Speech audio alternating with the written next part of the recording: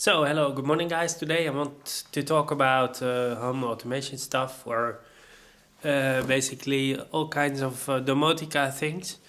I love domotica, but things start with the thermostat, in my opinion.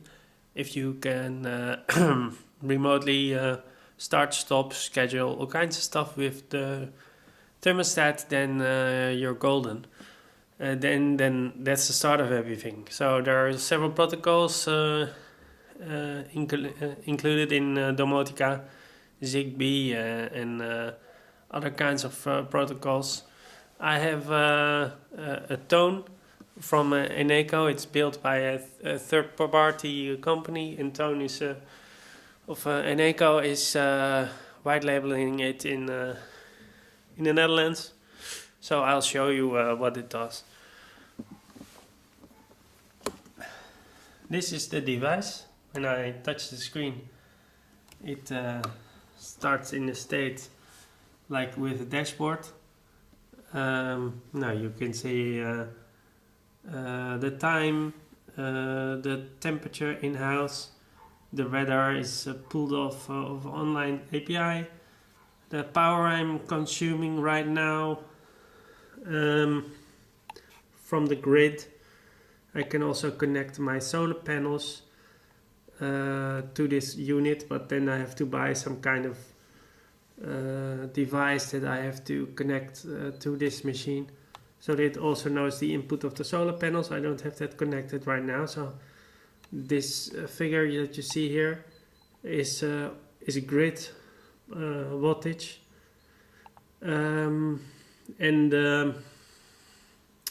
So the solar panel power is all already deducted, so it doesn't really give the correct number. The gas power of today, what I kind of gas I'm using when I'm in the shower. I also have a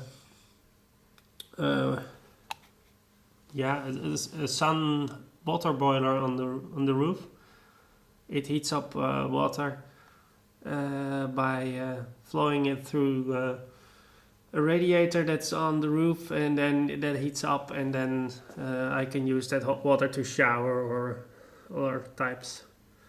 Now you can see the power. Here you see that I'm using more power. The sun comes up, so the power goes down. This is night power. Here is, it's still dark, but so there's no sun, but I'm already up. So that's the reason why there's this spike. I can show you yesterday, then you can see the pattern a lot better. Red is during the day, blue is night, the sun comes up at around here, or there is sun. You see the spikes and when there is sun or not. So the daily usage from the grid power stays low because of the solar panels. Solar panels are great. Buy them if you're longer than 10 years in your house. So why am I showing you this now? It's because I'm going to do something today with it. I have got one Philips Hue lamp, and that's over there. And there is a Hue bridge, and I can connect the Hue lamp, which is remotely controlled via RF protocol. I bought a Hue bridge, and the Hue bridge is connected, can be connected to a network, and then this device, the Toon, can control the Hue lamps. So then you control the Hue lamps by using the bridge, and therefore you have a total connected system, which is fun. I also already have two lamps of two power sockets connected to this system. When you see what the wattage is, the top one is from my computer. It's a full tower with full power. hard disks and everything, and all kinds of extra systems, so it's not a lot. 26 watts is the standby television and set-top box and all kinds of stuff. PS3, PS4 in standby modus.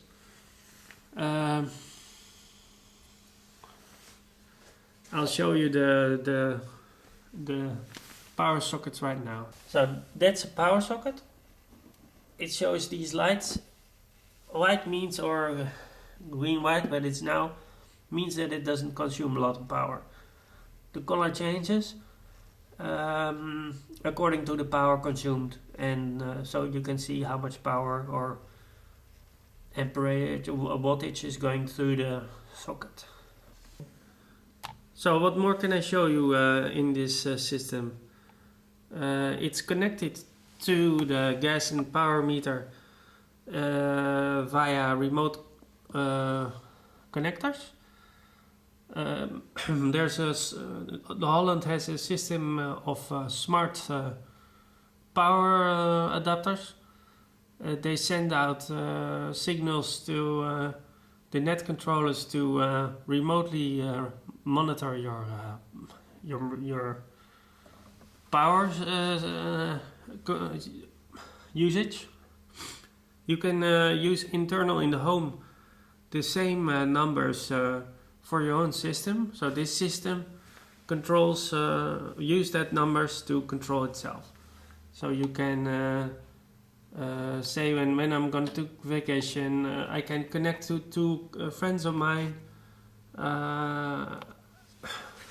You see, this is what I basically do. Sunday we have a longer sleep. During the day it's always the same, and on Saturday we're a bit later. So what else can I show you? Traffic maps are there, all gimmicky kinds of things. They're not really interesting. I never use them. So that's basically it. Later today I will show you how the Hue set will be connected to the system and how it will function. So hi guys, it's me again. I should update you about the Hue home automation lamps. I received the lamps, but they were the wrong kind, so I had to send them back, and it took a while to get the correct ones. I now have the correct ones and I have them installed. I'll show you what it can be done.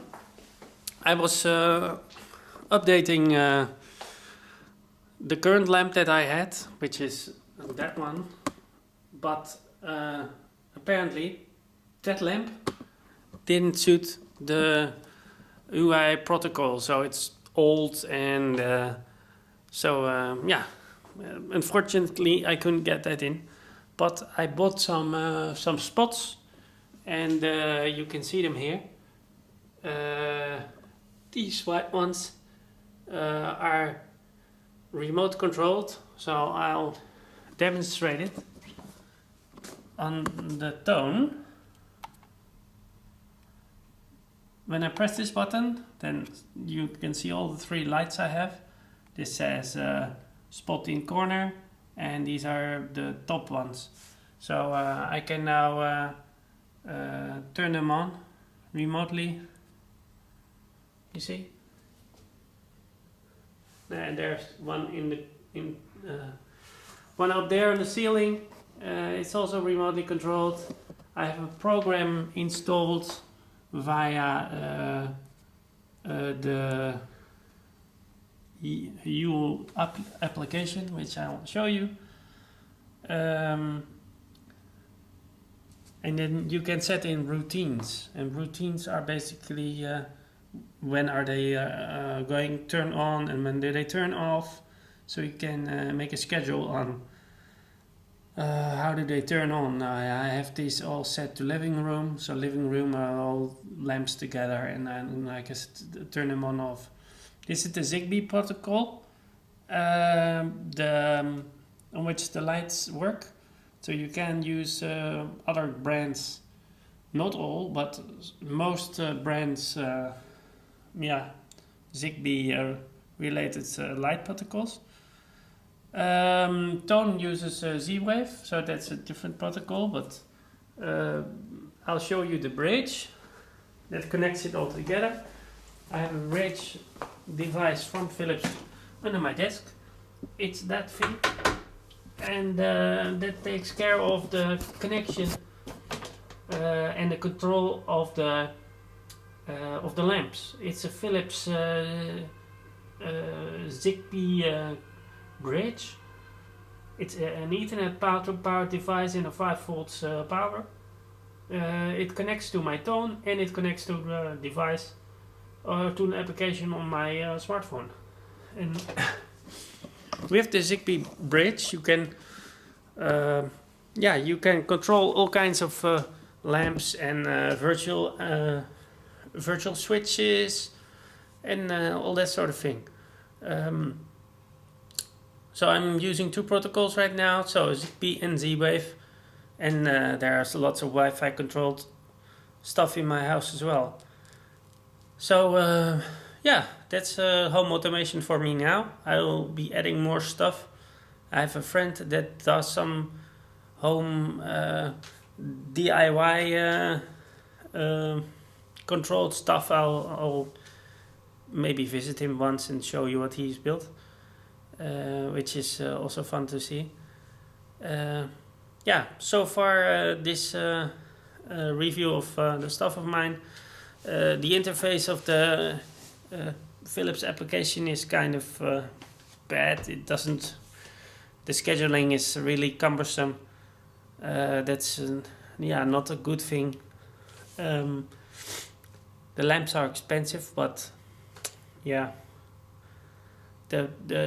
spots, the GU10 spots are big. They are large in length, so they stick out of my lamp fixtures, and the normal spots are smaller, and that's also not too nice. It doesn't look good. But on the other hand, I don't have to use the switches on the wall anymore. I can dim each spot the way I want it to dim. I don't have to buy any expensive dimmers anymore, which is fine, because dimmers for spots are expensive, especially if they're LED spots. So if the spots can be dimmed via the spots themselves, it's all saved me some money and a remote control, so I'm pretty happy with it. I think I'm gonna buy some more stuff, maybe some lights for Christmas time. I have a balcony which I would like to light with some remote control lights, and I could do that, but I have to figure out if I'm going to do that. So, bye.